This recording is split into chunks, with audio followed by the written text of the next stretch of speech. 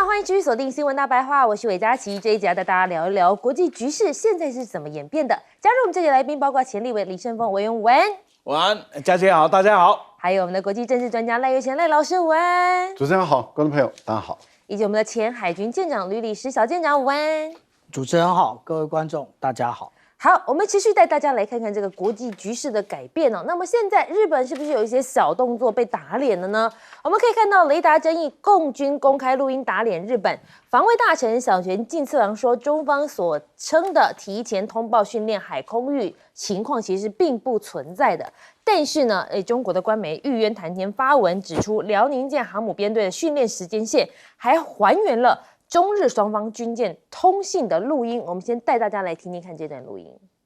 日本海上自卫队116舰，我是中国海军101舰，我编队将按计划组织舰载机飞行训练。This is China Navy Warship 101. Our formation organizes shipboard aircraft flight training as planned. Over. Chinese warship 101. This is Japan warship 116. I copy your message. 好，可以听到这个录音的后面呢，是说他是自称陆方已经接收到讯息，日方已经接收到了讯息了。他们说呢，这个日方不顾中方反复的提示跟预警，多次抵近中国海军训练的海空域，所以呢，这个是证实日方是有意来滋扰对岸的训练的。解放军报更说了，日方罔顾事实，倒打一把，迫不及待炒作所谓的雷达照射之势，越发越暴露其嫁祸于人、恶人先告状的惯用伎俩，越发越暴露其透过挑衅滋事破坏地区稳定的险恶意图。只不过现在有人就问了，辽宁号被指驶入美日训练区，中方反问日本的战斗机，你为什么要出现呢？那么呢，这大陆外交部的发言人就说了，日本自卫队战斗机为什么要出现在相关区域？是不是刻意在滋扰中方正常演训活动，来制造一个非常紧张的形态？那么日方就说了，这是构成挑衅，所以两方呢其实讲得非常的不同。那么现在日本首相高市早苗，他的外交是不是也惹恼了邻居，现在登上了热搜了呢？我们看到的是高市早苗称主岛是属于日本的，南韩强硬驳斥并警告严厉回应。高市早苗在国会宣称，主岛也就是南韩称的独岛呢，是日本固有的领土。但南韩的总统府官员就讲到了，对于日本就独岛提出任何不正当的主张，韩方将予以坚决而且严厉的回应。韩联社也说了，高市早苗近期涉台的言论已经让中日关系急剧恶化。在这样的背景，你还针对独岛发表谬论？分析人士指出，高市有关独岛的言论或损害韩日两国的合作基础，所以现在可能不只是中日关系紧张，难道连韩日关系都紧张了吗？那么现在要拼平衡外交，南韩的李在明计划1月造访奈良会晤日本首相高市早苗，他原本是计划明年1月要到日本去聊一个对谈。那在李在明政府也严领造访中国，力求日韩、韩中两大路线上的平衡外交。只不过现在这个高市早苗喊出主导是日本的，李在明还会继续去访日吗？恐怕已经打上了一个大大的问号喽。那再带你来看到，现在川普把日本当作生意来看吗？先看到冷眼中日空战，川普只想着生意。美国安战略文件指出呢，这个川普未必介意日本去恶心中国，前提是不能冲击中美关系。日本若被炮制，那么未来世界消失，川普都可以接受。川普首要呢是确保明年顺利访华，事前最好能向中国卖一些 AI 晶片，还可以抽佣，对他来说才是最重要的。那么现在美国终于挺日本了吗？那么披露对日战机雷射照射不利于区域的和平稳定。美国国务院呢首次批评中方战机对自卫队战机进行的雷达照射行动，表明与日本同盟的关系比任何时候更加坚固。那么虽然美驻日本大使格拉斯公开批评中方，但川普跟高层官员其实都是保持缄默的。那么现在日本媒体也来报道了，他们报道什么呢？驻日美军跳伞训练中，降落伞竟然坠落在哪里？儿童社区。当地的政府打算向美军跟日本政府提出抗议。有一名驻日美军在横田基地跳伞训练的时候，因为强风导致他偏离原本应该有的航线，结果最终竟然掉到哪里？掉到离这个基地100公尺地方的儿童社区中心内。那么现在他们都觉得莫名其妙，怎么掉在人家的屋顶被发现？最后还是由市政官员先拿走。那么现在大陆的媒体人就说了，北京要看清4大情势，日本取代美国成为中国最大外患。威胁似乎是比美军更加多。他说，大陆资深媒体人刘和平就讲到了，你要认清这个事实，未来日本势必会建军拥核，使东亚局势回到2战前的中日战争状态。中国的安全最大外患将从美国变回到日本去了。我们先来问一下这个盛峰委员，你怎么看这个日本呢？他们说跟中方两边是完全说法都不容的。首先呢，这是用碰瓷2个字来形容，应该是恰到好处啊。因为在这个真实的证据没有出来以前，那我们一直认定是火控雷达。那不管怎么说，现在非常的清楚知道一件事情：中方的舰队通过宫古海峡的时候，而且要做演训的时候，是有很明显的通知日方，日方也清楚的知道要进行的这样一个活动。这个时候你还跑去人家的演习的范围，被人家赶走。那台湾话讲啊，嘟嘟啊好呢，不要哀啊，不要叫，该你等于狗骨赛哈，你自己要进场，自己受伤，自己回家，自己该你狗骨赛，卖多少哀？这个时候哀啊，这怕人话救人，这个很难看，所以用碰瓷来解释啊，恰到好处而已。第二个，我想从另外一个观点来告诉大家一个更有趣的事，那就是中日2国的实力已经发生了多大的变化。所以大陆的那个记者的评论，等一下我来说啊，这个言过其实了。各位想一想，中国的舰队经过了宫古海峡，然后呢，日本的军机抵近观察，最后的结果是日本的军机被驱离出范围。各位想想那个画面，就有一天有某一国的舰队，然后到美国的加勒比海经过的时候，美国的军机抵近来观察，结果被那个经过的舰队把它给驱离走。你看那个美国还能不能混呢？所以有一天同样的道理发生在中国的领域里的时候，也一样是中国的军机被驱离走，那中国还能够说它是多大的国家？这里很明显的看得出来，想想看历史多讽刺的转变，那就是1945年以前，日本在中国的土地上为所欲为啊！77事变怎么发生的？就是告诉你，我有2个士兵在你的国土上演习的时候失踪，在哪里演习？在中国的国土演习，然后可以发动战争。一到今天，中国的舰队经过了宫古海峡，然后呢，你怎么样子？你是被驱离而走，这个形势已经发生很大的转变。这个转变就明白的告诉日本的一件事情：右翼势力在崛起，绝对开历史的倒车，绝对是日本的悲剧，不会是亚洲的悲剧。同样的道理，假若呢，军国主义要死灰复燃，很抱歉，不是1985年的清朝了。今天的中国的实力跟精力一样，不是1985年的清朝。也别忘了那个 F-15，说不定我们这个舰长啊可以讲述得更清楚。F-15曾经在黄海的上空耀武扬威了几十年了，最起码20年了。现在有没有办法再耀武扬威？没有办法了。所以在这个情境，很明显的看了一件事情，日本必须认清一件事情：过往讲脱亚入欧，成为西方霸道的鹰犬，这样的日子要结束了。日本必须面对亚洲的崛起，中国的兴起，日本必须要想办法让自己成为亚洲和平王道的干城，否则的话，你面对的是一个几乎快跟你势均力敌的韩国，还有一个国力经历不晓得比你强多少的中国，你还在那里要耀武扬威。看看白宫所公布的国家安全策略，美国已经走了，他已经拜拜了，他现在只要你的钱，买他的武器，当他自带狗粮，那还要自买狗粮啊，还要当他刚看门狗的日子，你将要代替台湾来好好享受了。好，那我们持续请教一下赖老师，您又是怎么看这个高市早苗现在似乎也得罪了这个韩国他的邻居？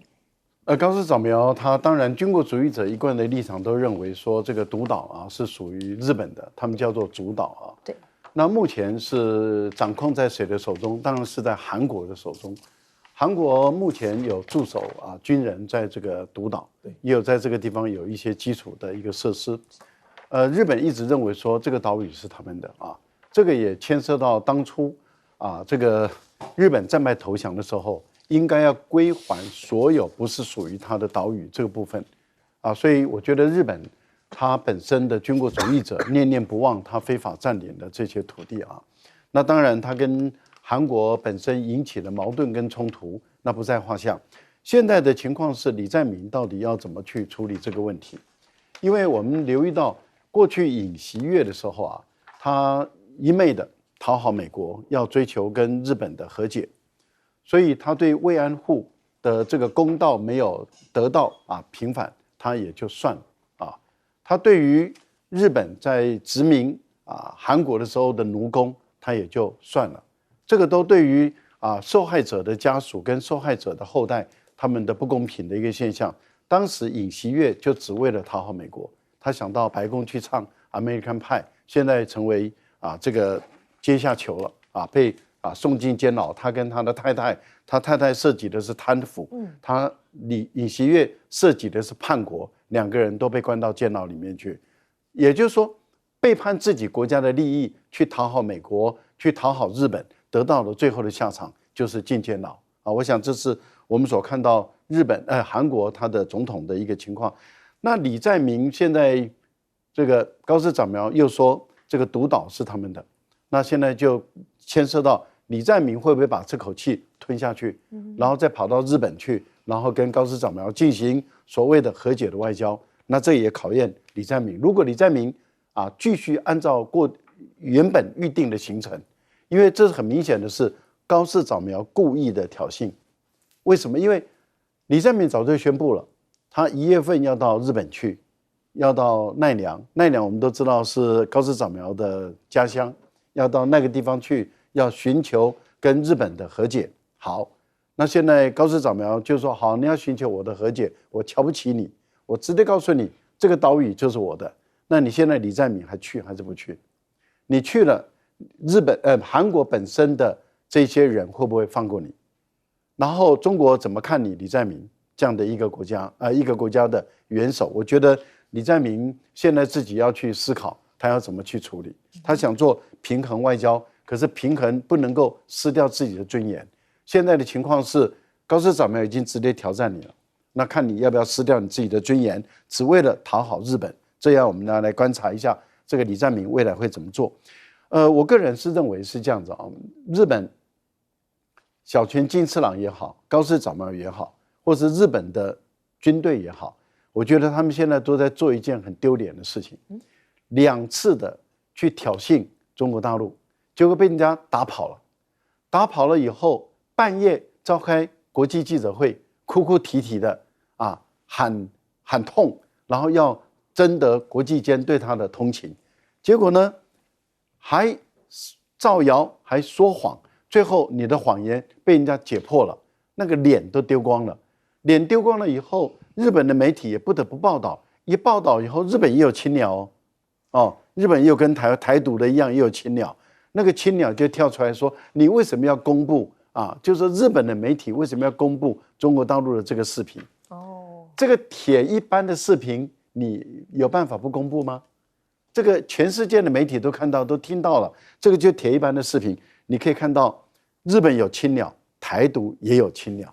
这些青鸟的特点就是非常特殊的一种颜色，就是绿色。”好，我们持续来请教一下舰长，你又是怎么看这段录音呢？其实日本可能忽略了一件事情现在各国的重大演训，包含台湾的汉光演习其实为了避免到日后造成各种的争议，这个在各种的那个无线电网络里面录音已经是演习的 ABC 了。他以为中国大陆解放军没有录音。我礼拜一的时候，我就在其他的有台的节目就讲，等到解放军拿出来的时候你就难看了。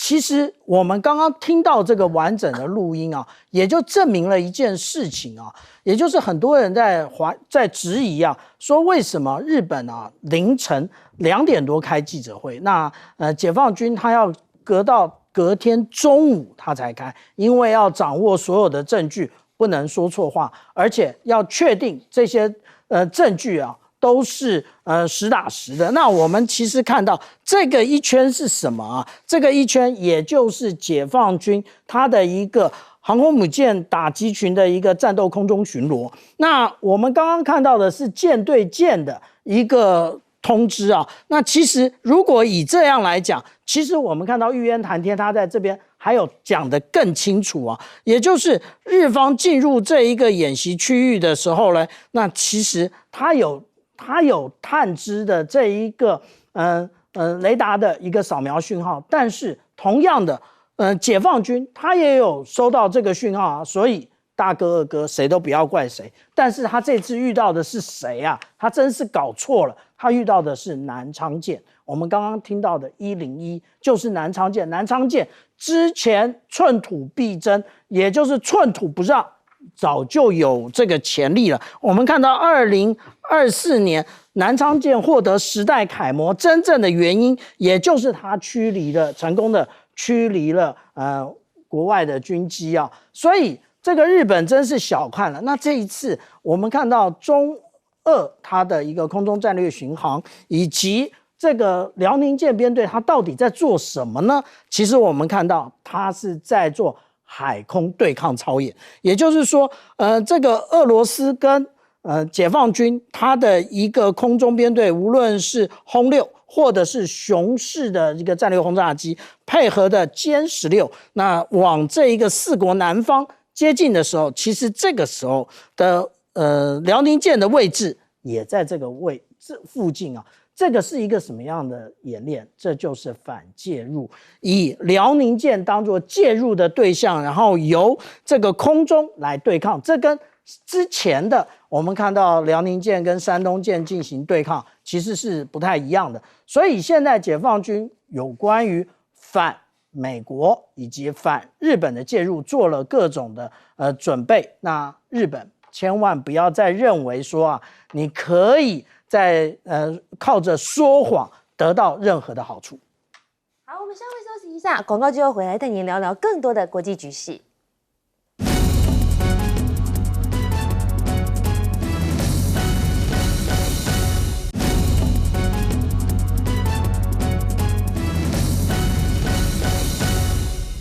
欢迎回到新闻大白话，这节带您来聊聊这中俄联手是不是让美日现在头很大呢？我们先带大家来看到是13架中俄战机在日本周边联合飞行，精建核轰炸机。小泉进次郎就生气了，说这是明显示威。那么呢，你可以看到中俄9日进行联合飞行，包括2架可搭载武器的Tu-95轰炸机，还有从日本海穿越到对马海峡，并在东海与中国可搭载长程飞弹的2架轰6轰炸机会合，更在冲绳本岛跟宫古岛间反复飞行，还有8架歼16的战机伴飞。那么日本的防务大臣小泉进次郎就说了，这样子的联合飞行不仅代表在日本的活动范围扩大活跃之外呢，明显就是针对日本的示威活动对于国家安全造成严重的忧虑。那现在不止辽宁舰了，美媒说7支中国舰队正在亚太同时活动，解放军已成为全球最强的海军了吗？你可以看到这张地图，包括了辽宁舰呢位于日本以东的这个航母编队，山东舰很可能已经出港进入南海的山东舰航母编队，甚至呢在东海这边呢有一个055型驱逐舰鞍山号与一架054A 型的护卫舰。哇，那甚至是补给舰都经过宫古海峡返回东海。那你可以看到呢，在新加坡这边有3艘的舰艇组成的第47护航编队在新加坡结束为期4天的停留。可以看到呢，现在解放军在亚太之同时活动，所以很多人都认为呢，现在的解放军今非昔比，已经变成全球最强了。那现在美国防长说，忽视中国的军力愚蠢且失敬。那么，美国防长赫格塞斯呢讲到这句话，他是怎么讲的？我们先来听听看。This involves respecting the historic military buildup they are undertaking. Our department maintains a clear-eyed appreciation of how rapid, formidable, and holistic the military buildup has been. We take these capabilities seriously. It would be silly and frankly disrespectful not to. 好，你可以听到呢，他说，如果你忽略了中国的军力是愚蠢而且是失敬的。那么，甚至美国的战争部长赫格塞斯呢，其实在2024年就曾经讲过，中国的战略目的就是组一支专门用于击败美国的军队。他是怎么讲的？我们一起来听听看。China's building an army specifically dedicated to defeating the United States of America. That is their strategic outset. And if 15 hypersonic missiles can take out our 10 aircraft carriers in the first 20 minutes of a conflict, what does that look like? I mean, they have a full spectrum, long-term view of not just regional but global domination, and we have our heads up our asses. 可以听他在2024年的时候就说，人家已经有全方位的布局了，我们还得自欺欺人。美国的盟友现在是不是炒作中国剑指印太跟南海呢？日本在台湾周边打造了一个飞弹群岛，与那国岛可能成为中国优先攻击的目标。华府智库的新美国安全中心就讲到了，一旦台海爆发冲突，与那国岛的新电子作战部队可能让该岛的从被动的监视站变成杀伤链的关节节点。那么呢，也将使与那国岛成为大陆优先攻击的对象，是需要在初期就被削弱的高优先目标。那当然啦，有居民就担心了，73岁的居民就说反对在冲绳羽流麻市建设飞弹基地，在南方岛屿军事化，重演1945年二战中冲绳战役的悲剧。那是美军在太平洋战争中最后一次的地面战，也造成了数以万计的平民来死亡啊。那么现在菲律宾军方侦测到2支中国大陆的舰队，重申台日局势牵动了自身安全。那么呢，你可以看到他们包括了辽宁号的航母打击群，他们侦测到。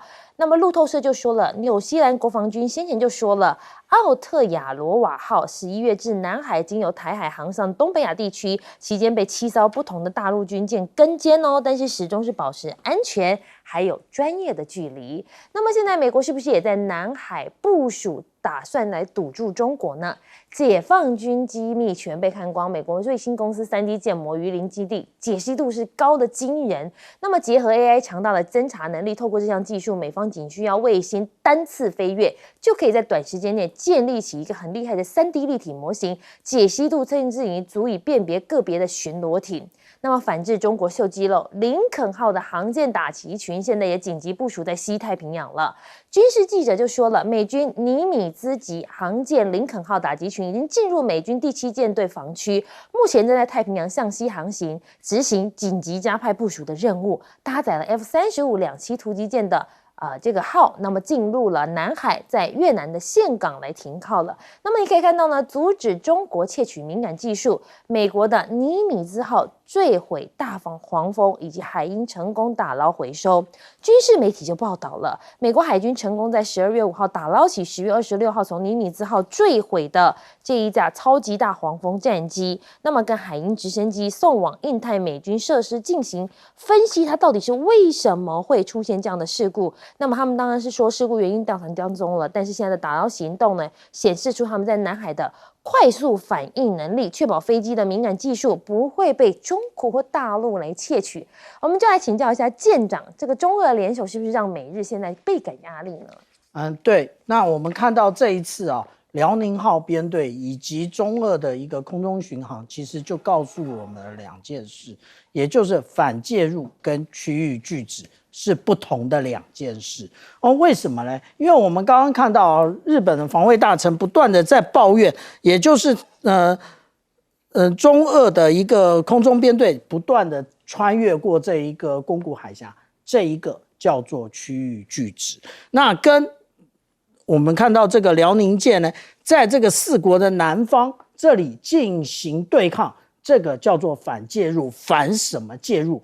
反如果发生战争的时候，这个美国的航空母舰的母港就是横须贺这里出发的现在是华盛顿号航空母舰了。那如果出发了，直接在这里会进行直接的反介入的一个对抗那现在我们讲到这就是我以前常常讲到的，大家不服气，现在连美国的新闻周刊 Newsweek 都讲这件事，那也就是我们看到整个东亚几乎都是解放军的编队。那我之前谈到这个叫做四海都是解放军啊。那我们看到这么多密密麻麻的编队，很简单的来讲，我们一直都讲解放军的编队，它其实现在就是像无论是下汤圆或者是下饺子这么多，那军以战为主，战以训练为先啊。那他要训练，那其实我们讲到平静的海面训练不出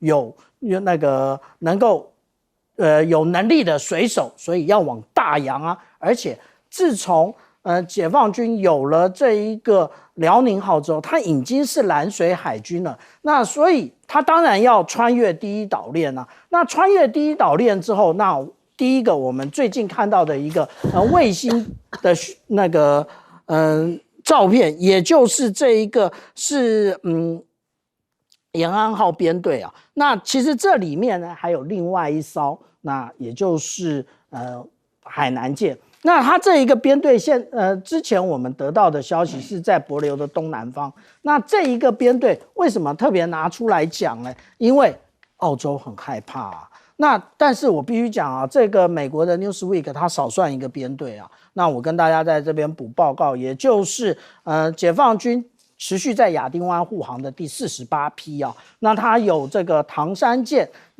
052D。那来负责担任旗舰啊。所以我们说啊，解放军的部队其实非常的，尤其是海上编队非常的多。那现在呢，美国已经无力守住第一岛链，所以他布置了这样一个飞弹群岛，但是有用吗？其实现在没用，未来也没用。为什么？因为中国大陆在2009年就已经确定有以陆制海的能力，也就是它有各型的弹道飞弹。你如果对于海上的解放军舰艇进行攻击的话，对不起，陆地上火箭军的这个东风16，也就是冲绳杀手就会来问候你，还有东风17，那我现在把它改成叫做日本杀手，也同样的来问候日本。好，我们持续来请教赖老师，你怎么看？现在是不是在炒作说中国一直在剑指印太跟南海呢？我觉得最主要的，目前大陆的海军，因为大陆已经早就宣布它是海洋大国，就它不只是陆地的大国，它也是一个海权的大国。这个宣布并不是一个口头上的宣布而已，而是实际上就是这样做了。大陆可能是全世界唯一的同时是海权大国跟陆权大国的国家，没有任何一个国家能够跟中国大陆来拼，同时是陆权跟海权。美国是一个海权大国，但是美国不是陆权大国，但是中国大陆既是陆权大国，又是海权大国，海权大国就有海权大国的样子，所以大陆的这个舰载机的制造能力，还有航母战斗群的建造，还有各类型的导弹护卫舰、补给舰的建造，那这个志不在话下。所以我们会看到大陆的整个国家的军事的一个建设，它事实上是朝海权大国的架构来去发展。那这个发展中，目前来讲是我们叫做3个航母战斗群，可是一般估计9个航母战斗群可能都不嫌多了啊。为什么？因为大陆的人的民众到世界各地去投资，到世界各地投资，他的生命、他的财产、他的企业的安全就要得到保障。那你必须要有能力保障你在海外的投资，那要靠什么？除了空军以外，海军也要出去，陆地的特种部队、陆战队都要能够出去。这个就是我们讲的，要保护到中国大陆的侨民在全世界每一个角落的安全。除了透过外交，最主要的，你最后还是要透过军事的力量。所以未来在5大洋的存在，这已经是一个必然的事实啊！现在正在发生中，未来会成为一个常态。所以大陆在世界各地的海军的补给点的基地一定会都建构起来，这个是我想谁都不能避免。所以赫格塞斯，我觉得他基本上是正确的，也就是说要严肃而认真的对待对手的发展。我觉得这个他认为，这个如果你不这样做，你是愚蠢而失敬。我们讲到这里，我就会想到谁？想到台湾有一些青鸟啦、民进党的，就是不是去认真严肃的去对待大陆的解放军的发展。美国这么大的一个国家跟国防部长都说要认真的面对于解放军的发展，他都这么说了。他说不这样做是愚蠢而失敬的，而我们台湾的青鸟跟这个台独的还不去面对解放军的一个发展，你可以看到有多么的荒唐、愚蠢跟可笑。我们来请教一下盛峰委员，你又是怎么看呢？这样子，这个美国要学台湾，他们就是没有学台湾这种勇气。要是有这种勇气，有没有？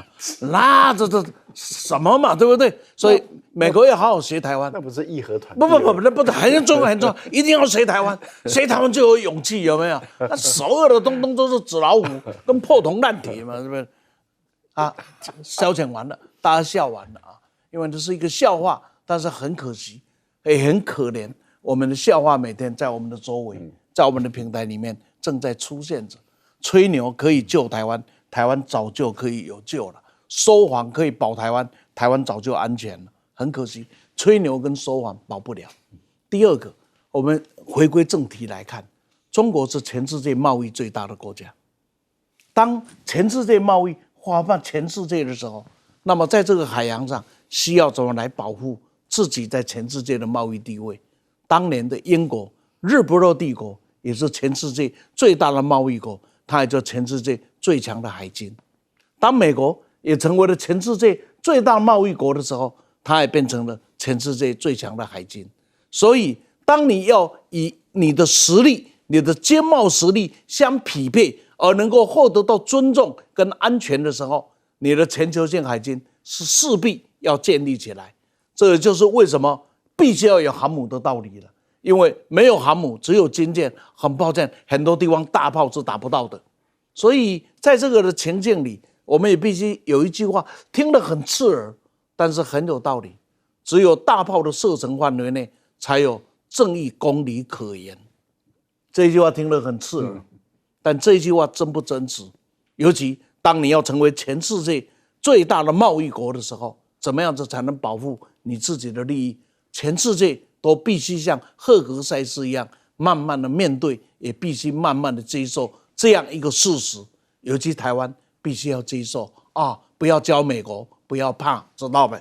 那紧接着呢，就我们来看看这个拜登跟川普最大的功用之一，就是促使的恩怨情仇满身的俄罗斯跟中国合为一体。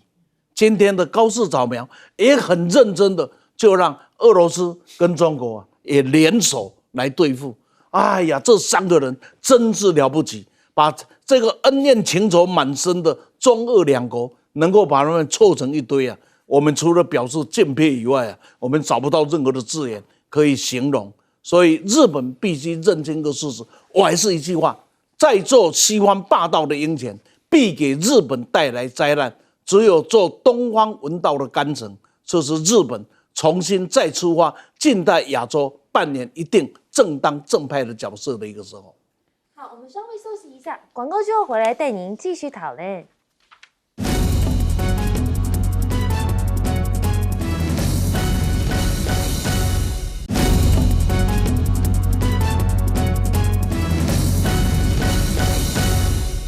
欢迎回到新闻大白话，这一节带大家来讨论最新的 AI 局势。我们现在大家来看到一下，这川普呢，现在跟习近平交手，是不是美兵兵败如山倒了呢？川普关税重拳失灵，大陆制造业交出最高成绩单。中国今年的工业生产创新高，尽管关税带来了干扰，北京的货品贸易顺差还是刷新了纪录。对于亚洲、欧洲、拉丁美洲跟非洲的出口成长，抵消了美国因为川普关税政策直接消美所造成的冲击。大陆网友就说了，川普透过关税政策逼了全世界跟其他国家联合起来对付美国，比起让美国再次伟大，这更像是让中国再次伟大。现在 Google 跟大陆厂 X-Real 推出的 AI 眼镜2026要发布，中国制造的成分越来越高了。那你可以看到这一个呢 ，Aura 的 AR 眼镜，采用的是 X3 来自 XES 的晶片。那么呢，硬体研发跟制造几乎都是依托这个大陆团队来完成的，包括什么？包括龙旗科技、立讯精密都是供应商。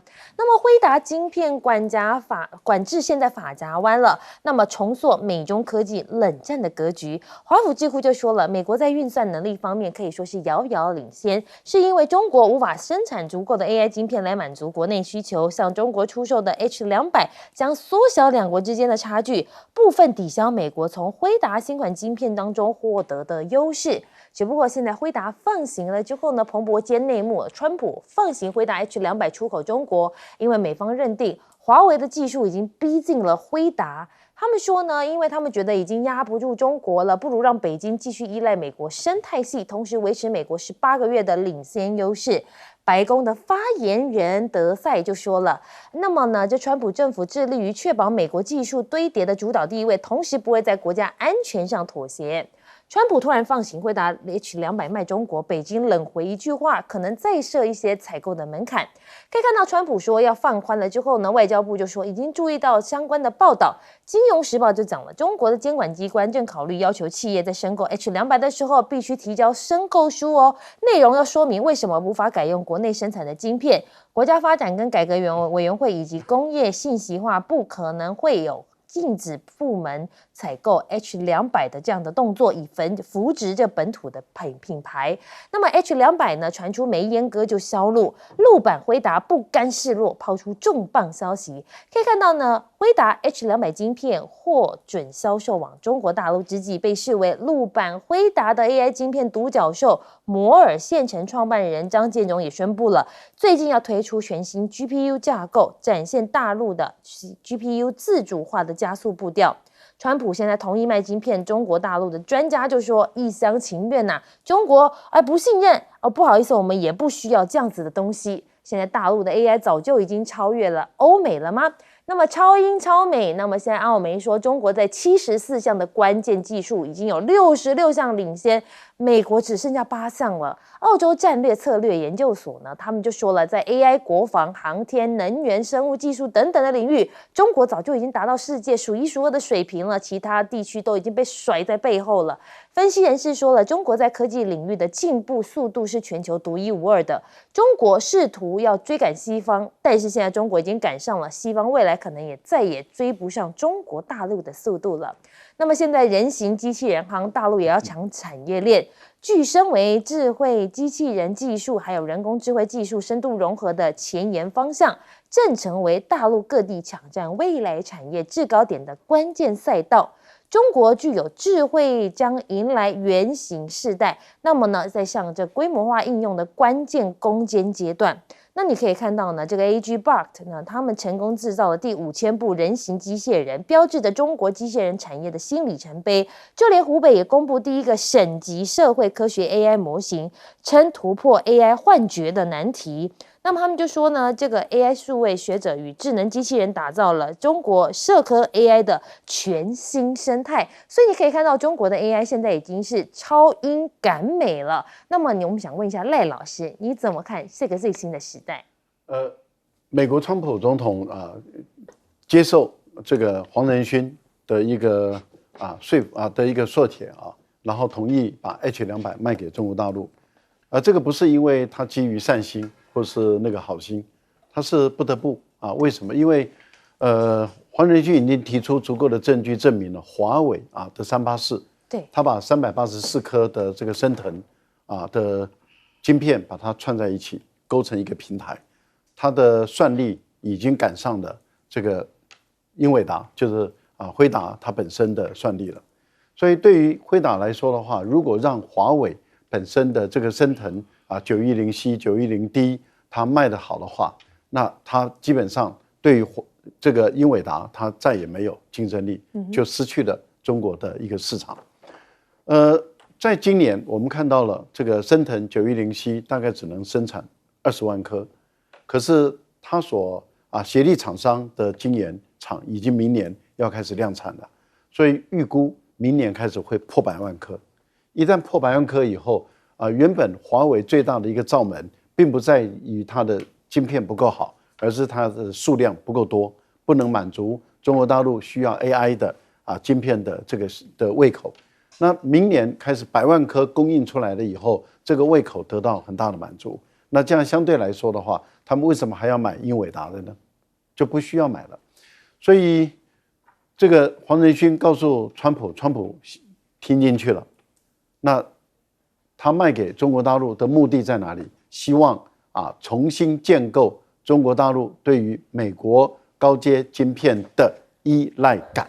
所以这个依赖感是很重要，也就是说，他希望恢复到过去中国大陆对美国高阶晶片的依赖。如果一旦又形成依赖，又卡住你的脖子，那你想，如果你是大陆的话，你希望说中国大陆的一些厂商重新再依赖美国的这些技术的产品吗？当然不希望嘛。那目前来讲，有各种不同的传说，有一种传说是认为，只要是国营企业的那都不可以买因为这个目前为止，英伟达还没办法对中国大陆说服证明说它没有后门英伟达的黄仁勋一直强调它的晶片没有后门，可是美国的法律规定，所有的数位电子产品都要有后门，给他们的 CIA 的情报人员能够随时进去看。那这是法律，除非这个辉达证明说他一直在做违法的事，违背美国法律的事。可是辉达一直强调他的所作所为都符合美国的法律，他都完全遵守美国法律。既然他完全遵守美国的法律，理论上讲，他应该留有后门，给美国的 CIA 能够进去看。那这样的话，对于大陆的，例如说公立大学的研究部门、高科技的研究部门、国防的研究部门，还有大数据、大训练中心的做 AI 的机器人的这种大算力中心，只要是国营部门的，那都不行。另外，只要是政府补贴的或是援助的企业也不可以。那这样的话，这个对于英伟达来说，它可能未来面对的并不是大陆的大的厂商，而是很多的无数的小厂商，可能只要你几千颗或是几百枚。那这样的话，对英伟达来讲就无利可图了，因为它要去服务这么多的厂商，它的成本就升高了所以我个人认为，目前来讲，这是一个两国之间的在半导体晶片方面的另外一种战争。好，我们来请教舰长，你又是怎么看呢？中美交手这么多次有关于无论是在科技，无论是在贸易或者是关税上面其实我们现在所看到的都是美国不断的兵败如山倒，所以川普他也不得不每一次都法夹弯但是我们台湾现在在特别讲一件事也就是我们台湾人均 GDP 马上要冲破4万美元。我想请问一下，在电视前面的荧光幕前面的观众，你也真的很有感吗？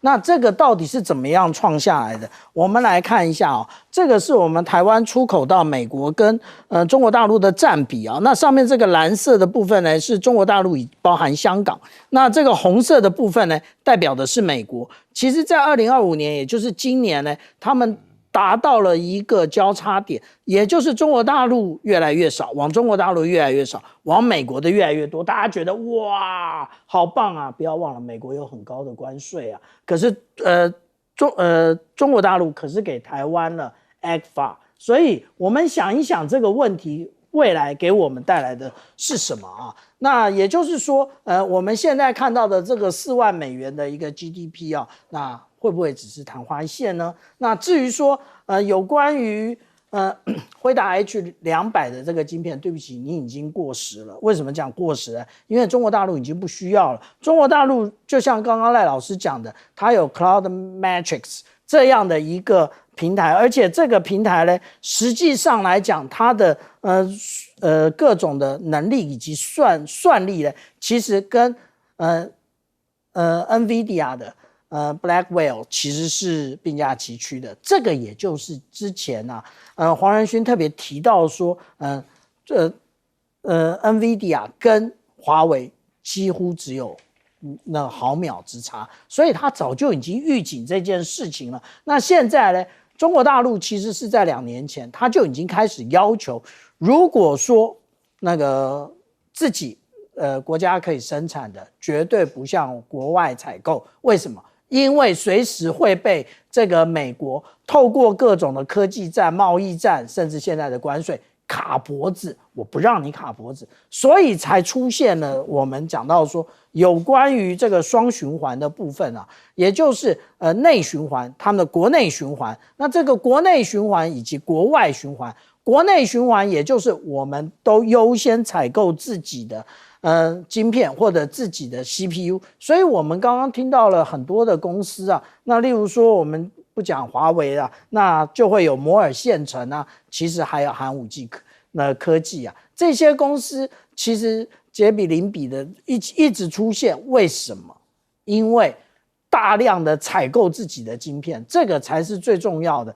那至于说外循环的部分，也就是买不起 NVIDIA 的，通通都会向华为采购。那我们请教一下盛峰委员，你又是怎么看大陆的 AI？ 现在感觉已经是超英超美了。不超英是没有超英了，英本来就不在超的范围里面，超美而已的。那个英根本看不到这个英存而已啊。好，那我们来看看呢几个具体的项目来跟大家讲一下。第一个呢，摩尔线程呢，基本上这个张建宗是本来呢辉达的全球副总裁，那中华区的总经理，所以他现在呢在这个部分呢是相当有成就。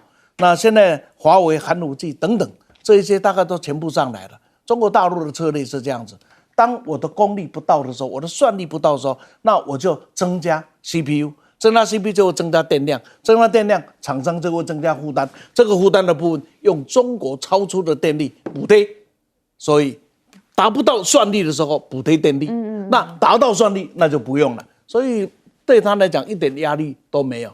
第二个呢，导致呢人才辈出，这个 Agibot 这个部分呢也是很精彩。